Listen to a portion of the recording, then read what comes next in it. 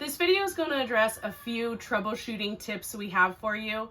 One of the things that we get the most questions about is why won't the automatic loft bed go down or go up? The first thing you need to know is make sure the car is not running. It won't go up or down if the car is running. So turn the car off. And if it still isn't going up or down, come over to this panel right by the front door and make sure that the coach batteries are on. This is to power the batteries to the entirety of the RV. So just make sure that it's toggled to on. The next thing to double check is make sure that the little security seatbelt is actually undone. This is just a safety precaution for while you're driving. So make sure that this is off and then it should come down. The next question we get is around why the RV lights won't work inside the RV. The only thing to check for that is to make sure that those coach batteries are on. They should stay on for the entirety of your trip, but sometimes little fingers might get over there and push a button, so just go ahead and double check that. If your generator won't start up, the most important thing to check is your fuel levels.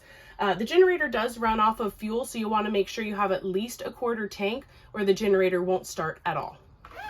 And lastly, we don't anticipate any unforeseen issues with the RV starter battery, but if you do end up having an RV that won't start, that means that the battery could be dead, could have been depleted during your trip. And there is a way to start the RV by using the coach batteries. You just have to use what's called the joiner button. So if you come over here to the left of the leveler panel, you'll see this little button that has the battery symbol on it. You'll want to hold that button down while you're turning the ignition. And that should allow the starter battery to take power from the coach battery and get started. If that should ever happen, you'll want to make sure that once you get the RV started up, you'll want to drive the RV for a little while before you turn it off.